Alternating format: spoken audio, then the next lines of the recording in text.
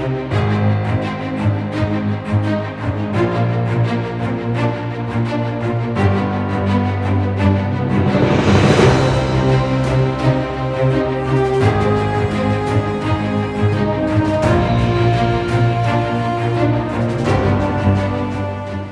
back at the Sleeping Grush Inn. There's a cozy roaring fire in the fireplace, mugs of a dark, steaming liquid, and some crusty bread and local cheese on the table in front of us. Welcome one, welcome all. Pull up a seat and let's hear tales of your adventures in Phelan. I'm Lore Master Matt. I'm Phelan Jon. And welcome once again to the Sleeping Grush podcast. Jon, this is the first podcast in the new year. Happy New Year, everybody. Happy New Year. We are brought to you today by Cardboard Corner Cafe, the best gaming cafe in Kansas City. If you find yourself in the Overland Park area or the Lenexa area and are looking for a place to connect with community, play some great games, and have some great food and drink, Cardboard Corner Cafe is your connection in the Kansas City area. So, folks, today we have a fantastic podcast for you. We are going to be doing an Adepticon preview. Because those tickets are just about to go on sale, and we know everybody's waiting to see just exactly what's going on. Hopefully, you've had time to look at the catalog that they've published online, but we want to give you a little more in-depth view of what's coming. So today, we have our good friends, Chris Smith. Hey, Chris. Hey. And Jacob Metzinger. Jacob, how you doing tonight? Not too bad. Awesome. Guys, thank you so much for joining us. Today, we're going to start out with our On the Table segment. So, Chris, why don't you share with everybody a Phelan model that you've got on your paint table right now? My table is kind of a mix between spiders and Shulker X right now, and it's a bunch of each for everybody coming to Adepticon. Hint. Oh. And we're going to cover that a little bit later, aren't we? That's awesome. All right. So, folks that are listening, if you want to share what's on your table, make sure you drop some pics on our socials on Phelan Friday, because on Friday we take a day to slow down and appreciate all of the hard hobby work that you're doing on your own paint table. We have a Discord channel that we turn over to that on Fridays, and we also turn over our Facebook page, Freeblades Players, to that as well. So if you're looking to show off what you've been working so hard on, make sure you tune in for Phelan Friday and share some of your work. Jon, what do we got for report? So let's talk about a game of Freeblades. We talked about the modeling part, but Jacob, tell us about a game of Freeblades that you've recently played. Yeah, so my most recent game was actually a playtest of Seablades against Chris Smith. I ran Kuzaric with 2 Grenadiers against Chris's Marshall. The Grenadiers did work. They were dropping grenades early on onto the enemy boat, moving around. My Explorer actually found 1 loot marker, and he swam to get there. He passed 2 swim tests, and he brought it back to the boat.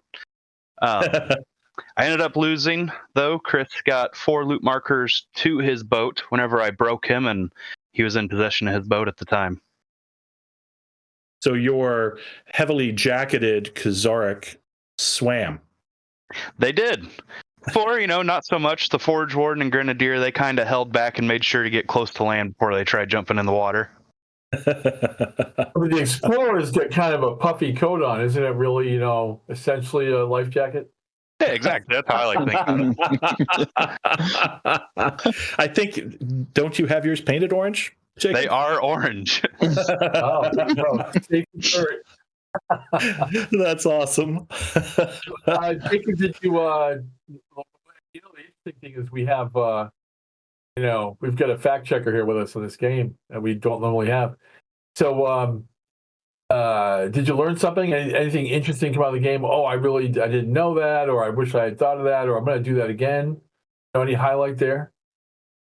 I placed an ice wall and completely blocked all my Grenadiers' shots. So that was 2 missed shots that could have been direct shots. Never gonna be more mindful of where the ice wall goes. A good lesson learned. That's, Chris, do we get an accurate representation of what happened here? Do you have a counterpoint to Jacob's tales of woe? I think he actually played it really well. The Grenadiers were on point, and I will tell you, when we figured out, like, oh, the ice wall makes me have to scatter this, that was a big, like, okay, good deal moment. Yeah, I will say this: I was really lucky that when I broke, I ran to a boat with all my loot markers because I got shot to pieces. True story. Anything you've got for a takeaway from Michelle? What was the core? We know the Grenadiers were the core part of Jacob's list. What was the core part of your list? I think when you're playing, well, with my playstyle with Mershale and Seablade, I think that Reaver Kindred is absolutely probably the most versatile model on the table. I fielded the Hunter, my car Hunter also, but he didn't. Jacob played me really well with him. He kind of made him like a non-factor the whole game. But I feel like that with that faction, man, I want my next list that I play. I think what I'm going to do is I'm going to put 2 Reavers out there, just as I feel like that's such a versatile model to be able to go from a pretty good hand model, but at the same time can also do some shooting, right, and pluck off some people rowing. Think we going to change your list before the start of the campaign? Or are you good with what you got?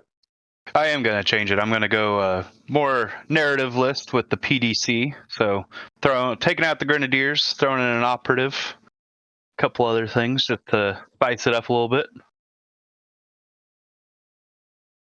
I love it, Jacob. You've declared your side and patron for the upcoming campaign. Chris, have you got some idea about who you're going to side with during the campaign?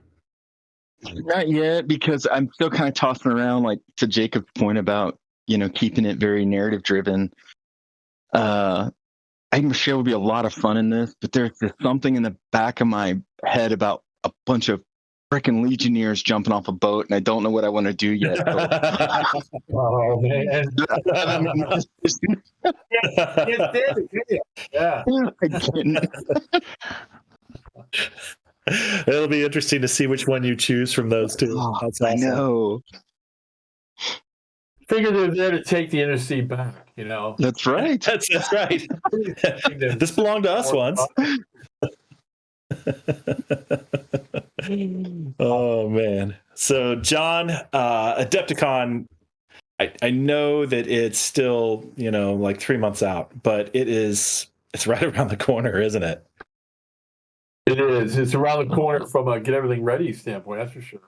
Oh yeah. Obviously, here at DGS, we're pushing really hard on a number of fronts. We were even talking in our weekly meeting that we have online about picking a day to get everything packed up and get ready. So that's how close we are as far as getting ready. And of course, these 2 guys that are with us tonight, they've been working on their tables for months. So we're getting there, but the time to start buying tickets for games is right around the corner. We're actually just a few days from the time of this being recorded to when tickets go on sale on Sunday, January 12th at 12 Central.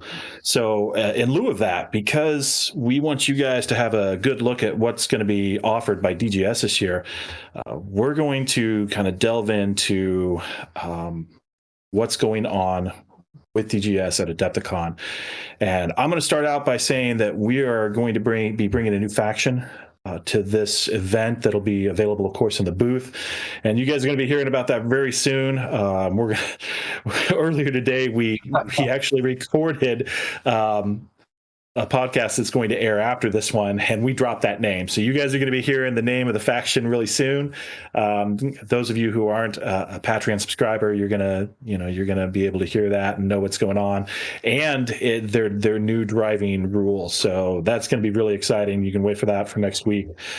But we have more than just what we're offering for sale at Adepticon, and one of those things is the North American Championship. Yeah, so the North American Championship is our premier competitive event of the year. 32 players, which we've achieved, and we're believing we're not going to have any trouble filling those seats again. Once again, that for a company our size, the type of game we are, that's punching well above our weight for an event of this type at a con like Adepticon. And so we're very thankful for our playership and all the great things they do for us. You play on Saturday at Adepticon to play in the North American Championship. 250 gold using the Wings of Victory tournament pack, which you can get on our website.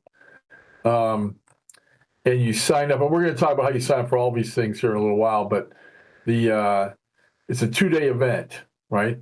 And so there's going to be a 3-round event on Saturday, and then a cut to 8 players for that night, right? So the last round on Saturday will be a cut of 8 players from round 1 to 3. So that 4th round on Saturday isn't everybody. So you're not playing a full 4 rounds unless you make the 8-player cut for Saturday evening. That's a change we've made based on our players' requests. You still get 3 games in no matter what happens to you, what kind of fortune or misfortune you have. And then if you're really doing well and you're into it and you're on a roll, we get to have a better result, quote unquote, by playing more games. And so we have a 4th round that night for those 8 players. That'll cut to the 4 for the next day, and we'll do 2 rounds, semifinal, final on Sunday. It's also, we call it the North American Championship. We, for a long time, had a number of Canadian players. That number has kind of dropped off. We're gonna work on helping our Canadian friends get back into it, and maybe we'll have a more of a competition between the 2 countries in the future, or more countries might join us. You never know. So 32 players, 250 gold free bands. Use the Victory on the Wing tournament pack for your guidelines on how to take your free band and what kind of scenarios are going to be played. It's available on our website, dgsgames.com. Don't worry. We'll talk about when we talk about signups. It's a 2-day event. You don't have to sign up for the second day separately. You just sign up for the tournament, and you are good. There's a dollar amount involved. We don't charge you that. That's the convention. But you do benefit from it because they take some of that money and they put it into some really nice prizes. So, yeah, you're going to, it's not a free event like we normally run at some of the smaller events. But Adepticon does provide nice swag. And, of course, we will provide swag as well from the company for various achievements that people take away from the tournament. Yeah. We always have a really good time at the tournament. There's a huge turnout. And, just like any of our tournaments, I think, John, you can agree, and so can all of these folks here that are with us tonight because they all play in these tournaments. These tournaments they're highly competitive, there's no doubt, but they're also friendly. So we have new players that join us for tournaments. And when I say new, I mean they bought into the game that weekend. And then they join into the tournaments and they have a great time playing. People are it's just a great community. That's what I'll say. It's just a great community. So don't feel like if you're a new player, you can't jump into this tournament. You absolutely can. You will have a great time. You'll learn a lot, and you may get beat, but it'll be a friendly beating. So one of the other things we do during the Adepticon weekend is we run demos for our game Free Blades throughout the weekend, and our producer Jager is always on that demo team, has been for several years now. Jager, why don't you tell us a little bit about the demos, how they go, and what somebody could expect if they signed up for one? Yeah, absolutely. So for our demos, we do a little bit more of a structured game. So it doesn't play... it plays mostly like a game of Free Blades, and we get it as close as possible, but we introduce things in a way that we'll introduce things in terms of like complexity and importance for trying to get the rules down for the game and try and get it as accurate as possible for everybody.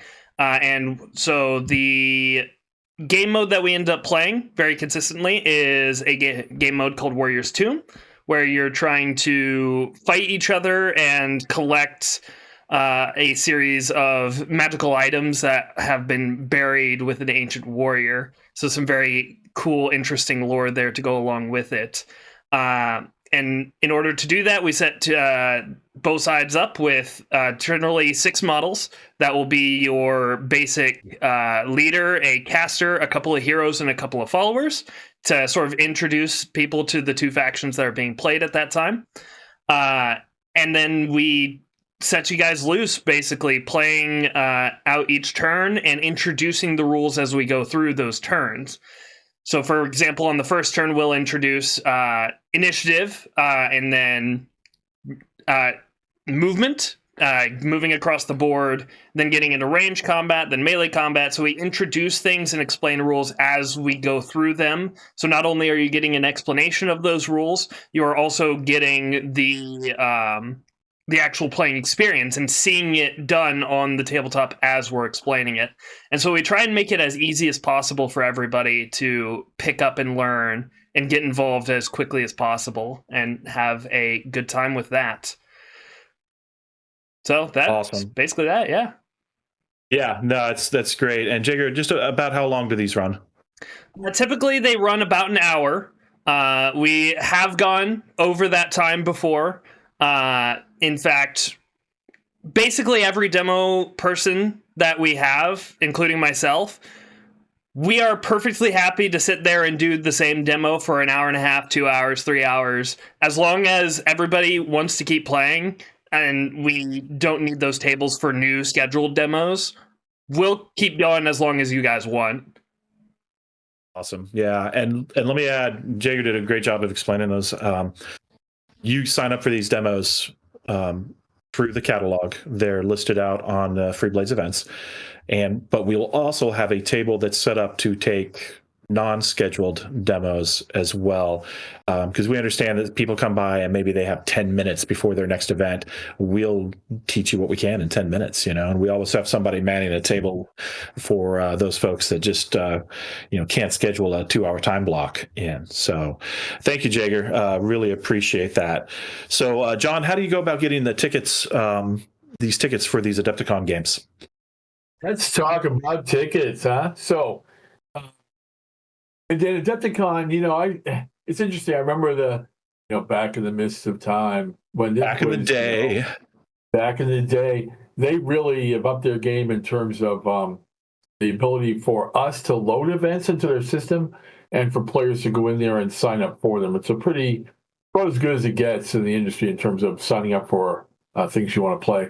So. And you can see everything now. And I say now, like Matt pointed out, we're recording this a few days earlier. It's going to come out, but we're trying to get it to you. So you're listening to it before the tickets go live. So in case that's true, we're going to talk about the way it looks now. And then, of course, we're going to roll right into the ability to purchase the tickets. But really, the way they do it, it's the same. So you go to adepticon.org. There's a tab across the top called Schedule, right? And when you click on that, you get the event schedule.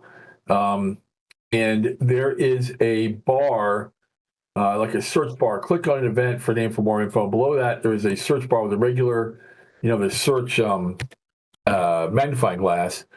If you're interested in our events, just type Free Blades into that spot, and they will all automatically come up, right, in time order. So, and then each of them has a link where you click on it and it will show the basic information is there, time, whether it's encounters, a demo, or it's the tournament, and then clicking on the link and where it is in the con center, which we're not terribly familiar with because this is the first time for us as a group going to put it on in Milwaukee. It's been in the greater Chicago area for a long time. You click on the event link and it will give you the blurb and all the the key things, how much it costs. Is it an event game or a demo or a tournament? Do we provide the stuff to play? What experience is required? And right now, the part that's not live, of course, is the part where you click on that and purchase a ticket after this weekend and a couple days or a day after you hear this for the first time, or when you go into this to buy your tickets, that will be live. We say that because often we sell these events out. And so we do. Don't let that discourage you, though, because they provide us a wait list so we can see how many people are in the overage mode. Like, if we had 12 spots for a session and we got 16 names, we'll get the not just the number, but we'll get the names of who are on the wait list. If that number is large going in before the event kicks off, before the con kicks off, we may go and ask for more room. That's going to be tricky. Well, no, that was tricky in the past. We don't know how tricky it's going to be here in this new location. Obviously, they went to Milwaukee to get more space because Adepticon's, a growth industry. So we will go to the team we have a great relationship with, and if we see a sellout and there's a bunch of extra names on the wait list early, we will go back and ask for more room. If we have people on the wait list when the event comes along, we will try to make more room or do things with the way we're setting up the games to try to get everybody in there that we can. Also, if someone cancels their ticket prior to the event, anybody on the wait list will jump into, hey, you get to go to this thing. You have a ticket now, in first come, first served order. And traditionally, at least 10% of any pre-order ticketed event, 10% of the folks don't come or change their mind, can't make it for some life event, whatever the reason. And just in terms of those numbers, if you're on the wait list and it's not a very long wait list, you're probably going to be able to go if you come to the event and want to get in it. So Adepticon.org, at the top, schedule. When you get to that page, look for the little search bar in the middle right, type in the word Free Blades. They all come up. And you can sort of browse through them and choose the time and the event that you like. And the tournament generally sells out. So not just these encounters games. The one thing we'd ask is if you already know how to play, if you would consider not signing up for one of the demo sessions. Those are for people who do not know Free Blades. There's plenty of Free Blades action for our veterans. We've got more space and more events at Adepticon than we've ever had. And because of that, we have a little bit less of the formal demo events. And so we'd like to make sure the seats stay open for people who haven't played the game yet and need Jaeger and his team's excellent instruction. Yeah, that's really true, John, and we appreciate your help with that. We found in the past where a lot of people, when we didn't have a lot of the event games that we have going on now, a lot of people wanted to just come and they wanted to play Free Blades. And the way that they could do that was, of course, sign up for a demo. We assure you that now we have a ton of event games, and that, of course, is the main event of today's episode of the Sleeping Grush podcast. So let's just get right into these large event games. First of all of these large event games that we're going to be talking about are encounters. So they represent a group of people acting as a free band or some sort of a group that are playing against a game master. And these gentlemen that we're going to be talking to here over the next few minutes are running these fantastic games, or have come up with them. And we think you're really going to like them. We think you're going to enjoy playing them. And we really encourage you to look for them on the calendar of events and get some tickets. So the first one up is the Halls of the Shakazal, and the Halls of the Shakazal was created and is going to be ran by Mr. Chris Smith. So Chris, what gave you the idea for this board? So I've been the world builder for Ishchak for several years, and I've really kind of poured into that. And just to kind of, for everybody else kind of out there, like, it is not just a me thing. I will tell you, Matt and I probably talk about Ishchak probably once a week. If nothing else, just to put stuff out there, right? And in fact, some of the best ideas I think that we have seen, like, born have all been very organic just by conversation. So on that point though, with the halls of the Shakazal is there's it's you've got to understand what a Shakazal is, right? Yeah. And so being an Ishak, and we're building this world, and I'm gonna use air quotes here. It's a world to us. It's real because it's a map. We have it. We've seen it. We've written it down. We've got the key factions there. We've got the key players and why everybody wants to be there or doesn't want to be there, right? And what gave me the idea for this is that kind of behind the scenes here, I have, because I just counted while you guys were doing your intro, I have 7 Ishak boards, and this is one of them.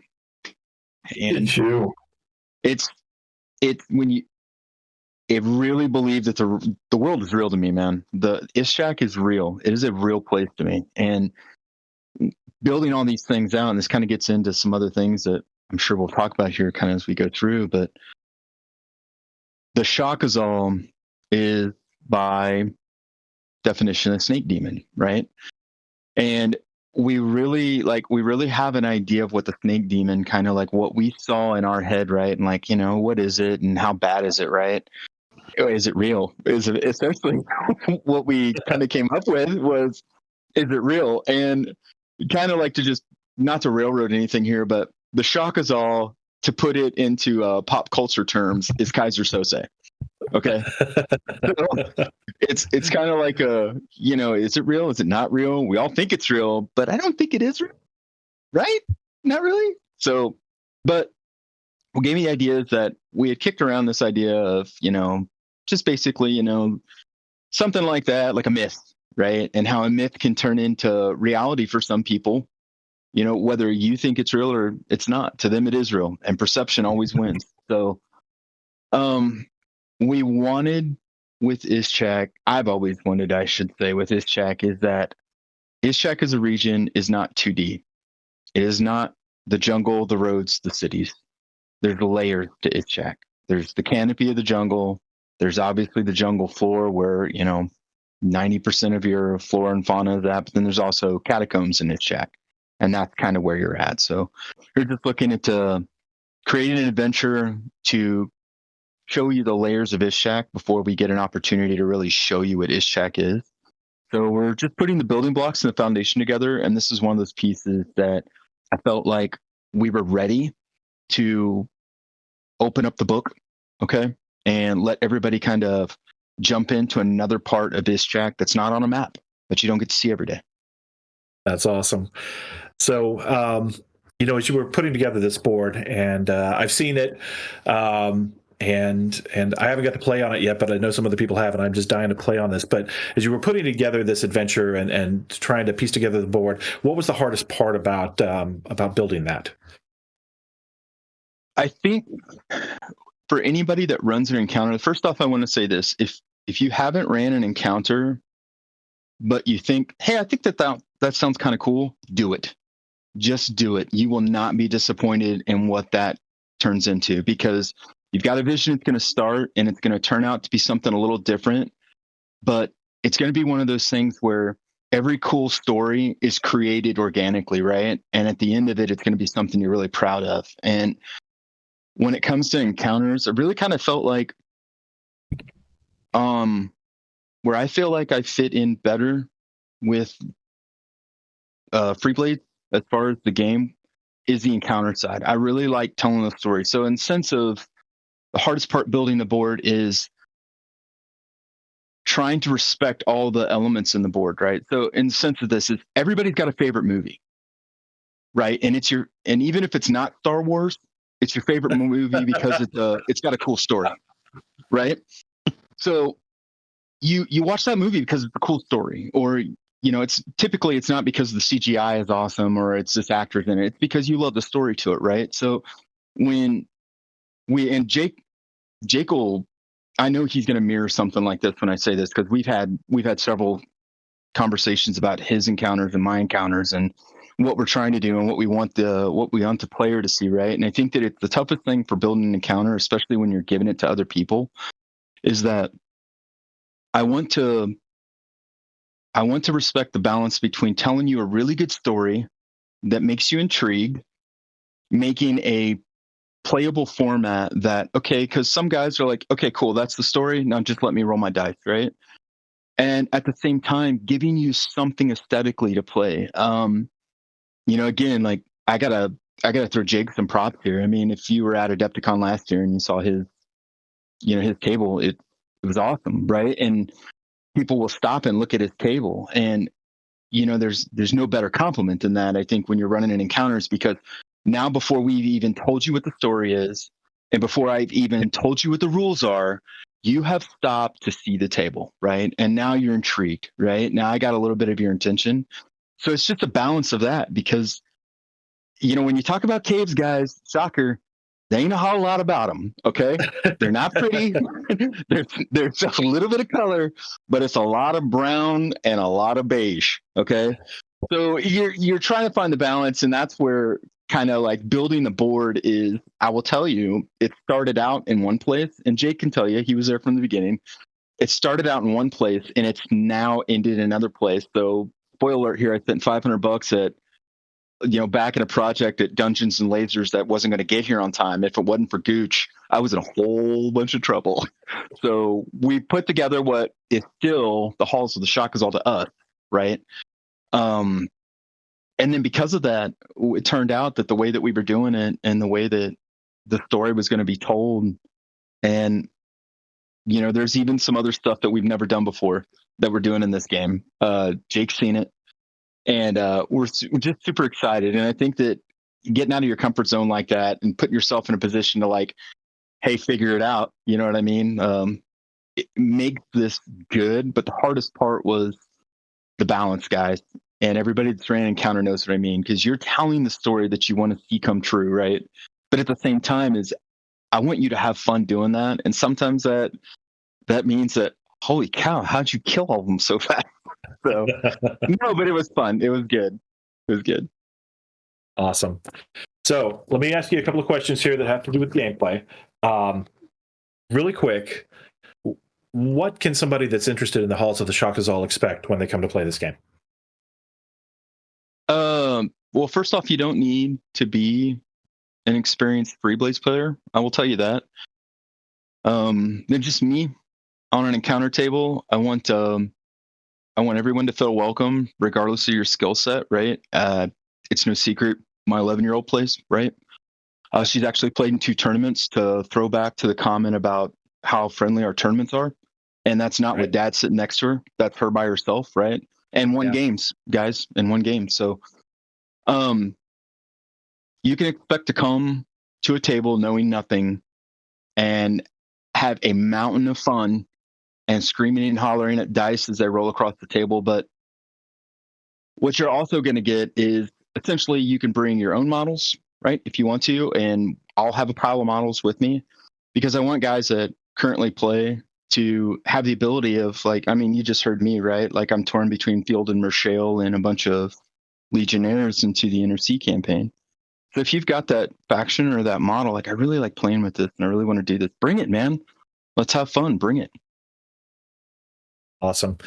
So of all the things that you're going to have going on in this game, Chris, what's the one thing that you think players are going to like the most about Halls of the Shakazal? I've thought about that, and I think some of the best things that are going to come from this is it doesn't matter who the player is or the model is. Everyone will probably have one of the most important jobs on the table. And I think that why that's important is because, how many times we stick the follower out in front is because, like, yeah, dude, you're going to soak up an arrow and that's kind of your job. Well, nobody's going to be like that in this game, right? Like, everybody may be that person at the right place at the right time to do the right thing for somebody else. Like, and I know it sounds cryptic. I know that there's people sitting on the other side of YouTube right now thinking, well, that didn't answer any question. But when I tell you, come to Adepticon, let me show you what I mean. Everybody's going to matter. And we're going to be doing things that we haven't done before. We're going to let the game play in a way you've never played it before. I mean, it's all the rules. I mean, it's we're not, you know what I mean? We're not dropping into something, crazy or nothing or changing any mechanics, but you're really going to get to do and see some things that you haven't done before. And it's going to be experience that at least once you've had it and you walk away from it, it may give you an idea to when you run your encounter, right? You make it even better. Right. Because that's the goal is every time you run an encounter, I want it to be better than the last one I ran. I want the story to be better. I want the gameplay to be better. I want my players to have more fun, right? Like Gen Con, every night when we were coming back, Jake and I would talk about like our favorite players. And I remember one night, and I think it was the same group because they played my game, then they played his game. And we were talking like, oh my gosh, this group that was at the table, man, they were so much fun. It was this. And as an encounter guy, when you run that, just like a look behind the, you know what I mean? A look behind the curtain here is everybody running an encounter. That's really their goal, is they want to see those guys have so much fun that day 2, they come back to play it again. They've already played it, but they come back to play it again. So it's going to be an encounter that I think that when you walk away from it, you've got to do some things that maybe you get to do before. And it gives you some ideas to kind of do your own thing with your own groups. That's all. I gotta say, I really appreciate Chris's little kid on Christmas morning voice when he's talking about these games. Yes. Because I'm an observer of this. Generally, when we're at these events, when this part of the thing is going on, I'm floating back and forth between the booth and the event area, depending on whether I've got meetings to take or any of that stuff. Jump in where somebody needs me, have a conversation, and I get to watch not just the players enjoy themselves, but this crew. Jaeger, Chris, Jacob, and the others that are with us, Roger and Aris and everybody else. And I got to tell you, the terrain brings them over. They see the terrain, like Chris said, from a distance. You can't see a 32 millimeter model from a distance. You see the terrain, these beautiful boards, really get into it. But what keeps them there and what makes it the event it is the person running it. And, you can just hear how much he likes doing it just in this podcast, and let alone watching him on site. I will say also that having been part of these conversations, it's extremely rare.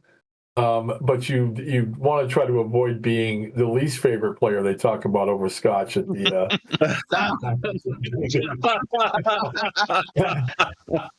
They spend way more of their time talking about all the great people they met, all the crazy stuff that happened. Every once in a while, it's like, oh yeah, that dude could go play. Oh man. Anyway, I want to get these games now. I hear Chris talk. Jesus. Yeah, no kidding, right? Halls of the Shock is always going to be a lot of fun, guys. So definitely sign up for that. Chris, thank you for sharing your vision with that and your excitement too, because John's right, it's infectious. And anybody who's ever played a game with Chris or ever had taken one of his encounter games, they know that he gets into it as much as everybody else, and it is a fantastic time. All right, let's move on to Wait, man, I want to add something. You just triggered something I got to say. Yeah, go for it. What you just said is absolutely true about Chris, but I got to say, there was a day when he finished the game and he was a little bit down, right? And I want to blow my own horn. I want to take a little credit. I created the monster, as Chris Smith, because I sat down with him and said, God, you just look like, this was so frustrating, whatever.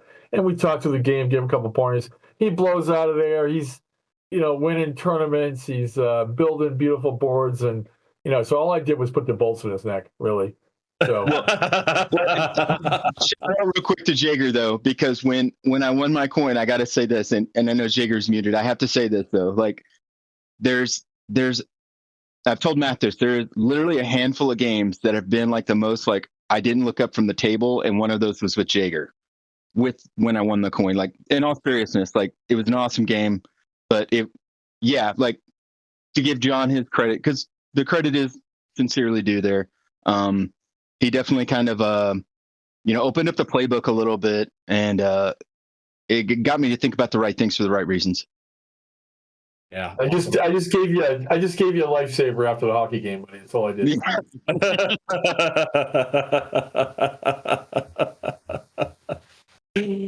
Oh man. All right, Jacob. Last days of the Legion. What is going on with the last days of the Legion? Why does it sound so ominous? Pretty ominous, honestly. I mean, going down here. Kind of just touch on this game. This actually originated back in 2023. You and I sat down. I came down from work. You were the only one there, and you had biremes, triremes, and quadremes on your mind at the time. And my little brain just kicked into overdrive, and I was like, well, we could probably make one of those, if we wanted to, or even make a board with it. So that's kind of that's how this came about to start. Was just sitting down talking to Matt about all the different ships. Jacob, I remember that conversation so well. And I remember the conversations that came after and your vision for building this giant Trazerite ship. I was absolutely floored by your vision for that.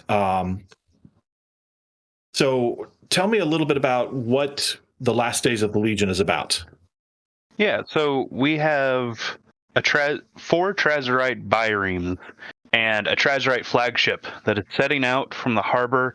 It is the Felixstadi, or I probably said that wrong, Matt. You'll probably have to correct me there. But they are headed to the Fractured Isles. They've been specifically trained to go down there. So this table kind of has 3 stages to it, starting at the harbor, where you're trying to cast off, and then heading south down the river until you get to the greater ocean down at the Fractured Isle. Yeah, and there's 3 games, right? So do you have to play in all 3 games? Not at all. Each one tells a part of the story, but by no means do you need to be there for all 3. Encourage it. That way you can kind of see it all, though we'll definitely tell the tale later on that you guys can see on the Discord or Facebook group. No, that's great, and I really love that you can jump in and out of these games, even though they're like a connected story. And so, we talked with Chris about. He actually brought it up, which I thought was great, about not needing experience to come to his board and to talk about free blades and, hey, can I learn it here? How about with your game, The Last Days of the Legion? Are you going to need experience to play it? You are not going to need any experience for this game.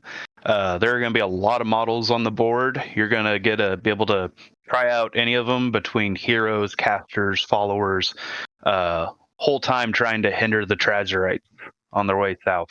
Possibly if you have enough people, maybe you'll be the hindered Trazerites. Awesome. So, just like with Chris, what is the one thing that you think players are going to enjoy the most about the Last Days of the Legion? And after we talk about that, we've got to talk about this boat.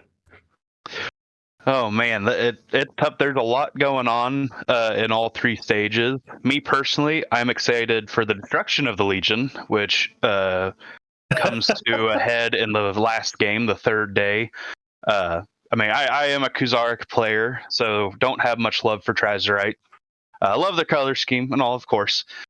But whenever it comes to seeing them take a hit, I'm ready for that. I'm ready for that last game, especially what we have in store there. It would have been a little bit more of a surprise last year, but is it all right if I reveal who the main enemy will be to the Trazerites down there? Absolutely, Jake. Go ahead.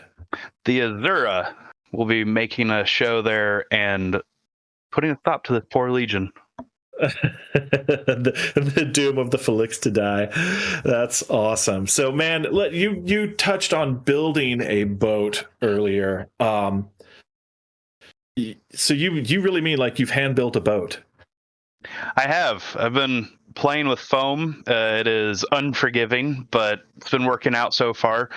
Originally, this started out as just 2 large boats, but it kind of seemed to work out better. Plus, the story just made more sense going with 4 biremes that I printed from an STL file, and then the larger flagship will be completely handmade. It'll have printed parts to it and all on there, but it'll be the main centerpiece. And it is a powerhouse. It won't be easy to take down this massive ship.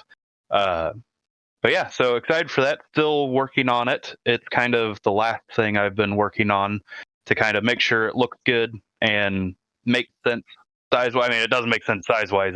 It's massive. I don't think it would actually float, but it might. Yeah, it just might. Awesome. Jacob, we're really looking forward to this. You know, we've been watching all of these games develop, but this ship's been, like you said, brewing for a couple of years now. And this is a game, honestly, that I had, or at least an idea, a story that I had promised our good friend Luke Felix. Way back when we started talking about the Azura, and he wanted this as his personal force, you know, this legion that had been absolutely decimated in battle, and there were only a few survivors, and they had banded together, and they were his free band. And so this is going to tell that story of how they came to be, and it's going to be a really cool story.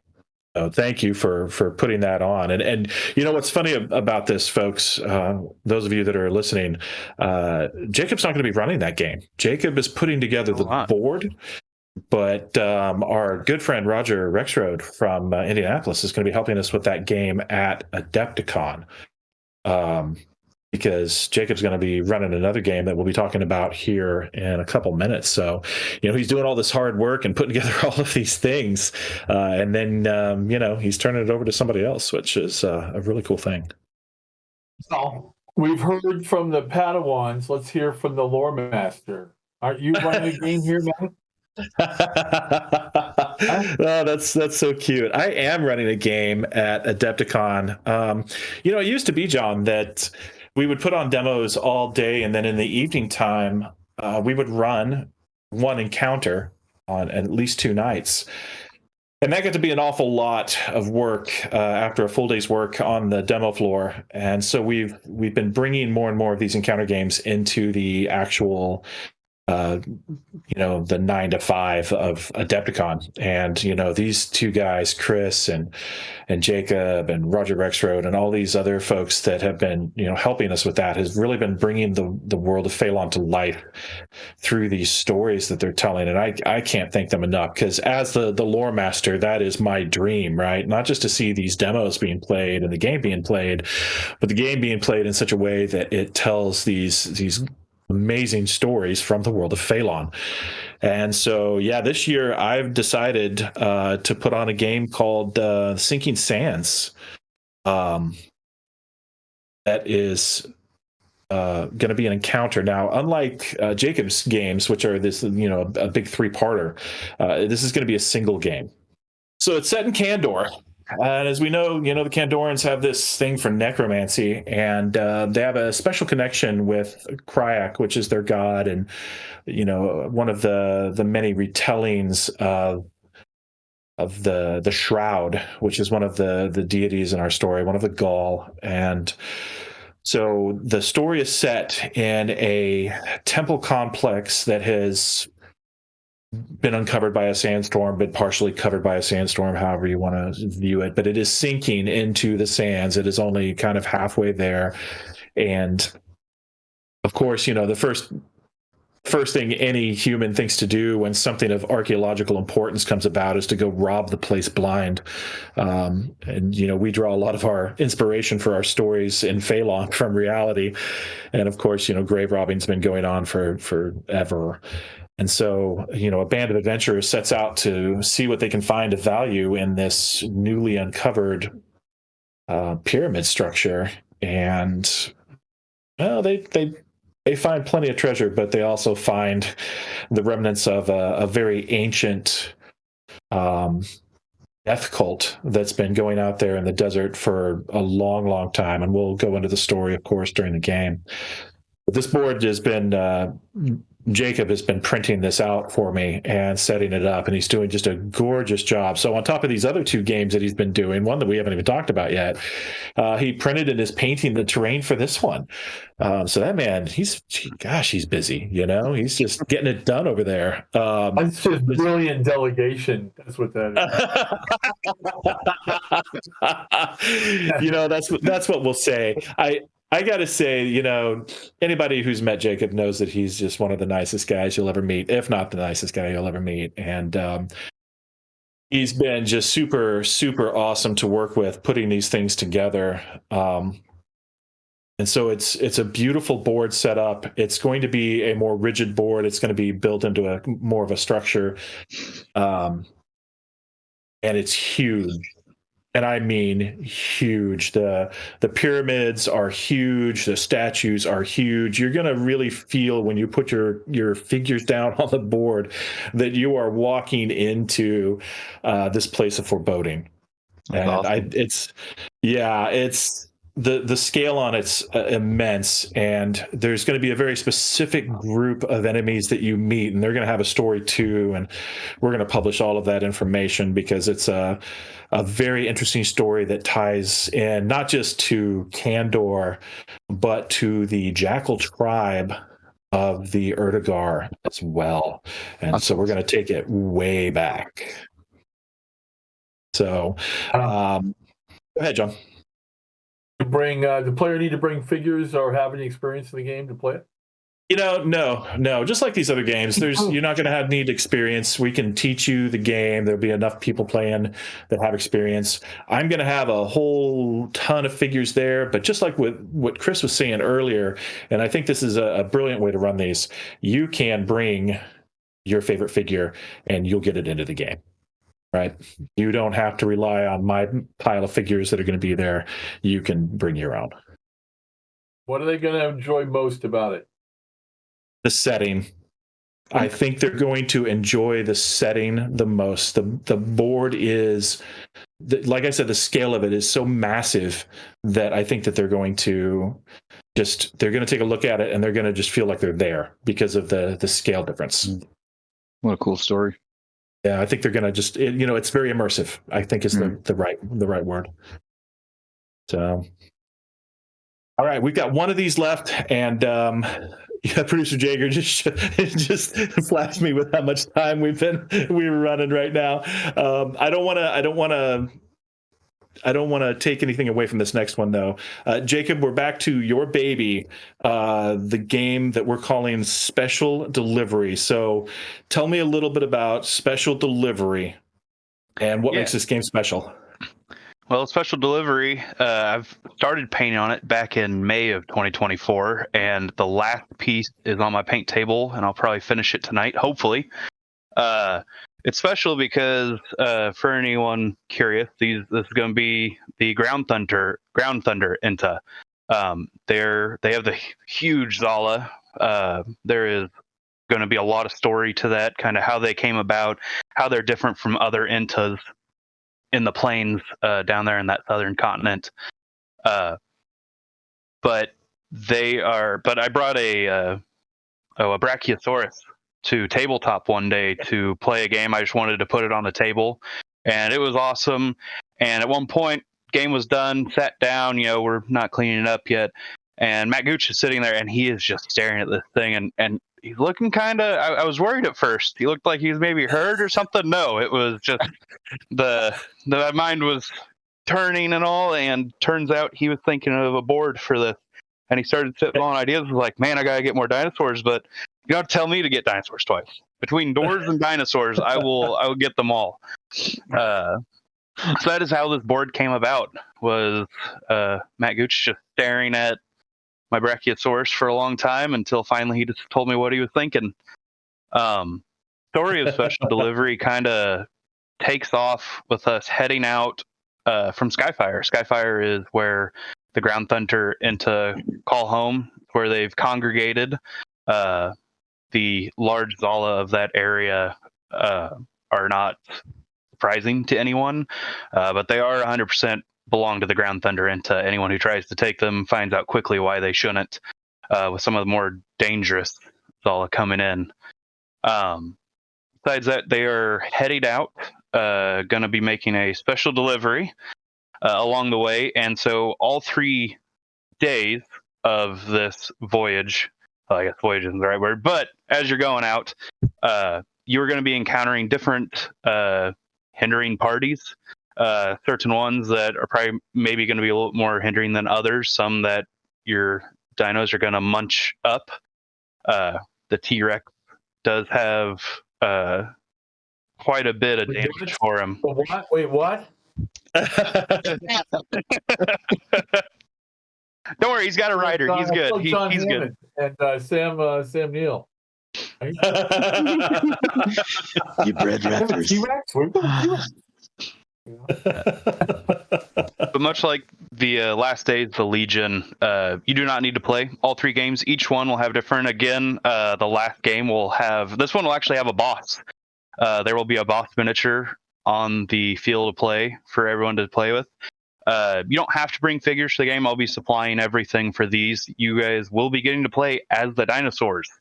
Right? I'll be letting you move them around, adjust them, charge, do whatever you want with them. And trust me, it's going to be pretty awesome. They stand a lot taller than most miniatures. But there are also 18 Vizerin I have painted up that'll be running around the feet of the larger Zala. That'll surge around anything and pack attack like crazy. Jacob, and I got to say to those folks listening, Jacob's been into this storyline for a long time, so he's using some words here that you guys probably don't know, and that are a little different from what the words are for dinosaur now. And there's a reason for that. There's some language things that are going on there that are part of this story that we're going to talk here in a few minutes. Jon and I will about publishing these, and I love that Jacob is so immersed in this story and so immersed in this board that he has picked up the language of these people and is using it openly, like it was like everybody speaks it. I just, as a lore master, that's kind of the dream, So thank you, Jacob, for that. Real quick, what's the one thing that players are going to enjoy the most about Special Delivery? You get to run around with dinosaurs and throw some giant dice. Normally, we're between the D4 to D12 range. These guys are sitting at D20s or so. So yeah, I was excited for that part. I think you're right. I think all you have to say is dinosaur, and people get flocked to it. So that's awesome. Chris, Jacob, thank you guys so much for taking your time out of your day to join us, to talk about your games, and to share your passion. I really think that's important. So I've got one more question for both of you, and then Jon and I are going to bring this home. Chris, Adepticon is in a brand new place, brand new city. What are you looking forward to the most about Adepticon 2025? Seeing everybody we talked to on Discord, getting to see everybody again from last year. I really feel like, to mimic the community is a real community. Getting to see everybody, and Jake's board, 100%. Don't be on the couch looking at pictures on Discord while we're at Adepticon. Come to Adepticon, be a part of this board. You're not going to regret that. All right, Jake, how about you, man? What are you looking forward to the most about Adepticon 2025? Seeing everyone again. I love the conventions, getting to see everyone who's not close to Kansas City who can make the trip. And finally seeing all 3 boards done and not taking up my entire paint room. Oh my gosh, yeah, I bet you are, man. I mean, this has been, for both of you guys, this has been a journey, and I really hope you've enjoyed it. I know I have enjoyed watching you guys put these together and develop these stories. So, guys, again, thank you very much. All right, Jon, it's time for the job board. What do we got for the job board today? Yeah, I got a suggestion about this. I've been thinking about it. What the subject was going to be, because I'm going to propose something different to Matt. Because I'm sensitive to this. I'm very fortunate. I get to go to a lot of conventions over the course of a year, over the course of my life. Not everybody gets to do that. Life events, all kinds of things can put constraints on people. So you do all this great stuff and you're not going to Adepticon. What can we do for you to put you in contact with these games if you can't make this or other conventions? And we were going to answer that question as part of the job board.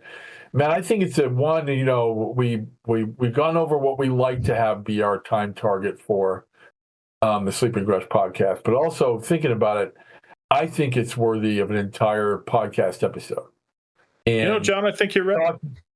talking about that isn't tied to, Adepticon or the Adepticon events going live, but there's so many ways that we could recommend to people to not just put on games like this, but to actually participate in these games, these boards, these stories, without necessarily having to go to a convention, that I think we ought to devote an episode to it. And I'd like to talk to you about, adjusting the schedule a little bit to bring that in and do it for a whole podcast.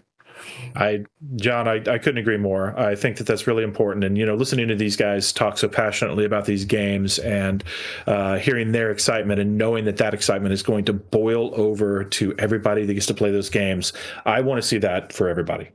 And so I think that it's a worthy thing.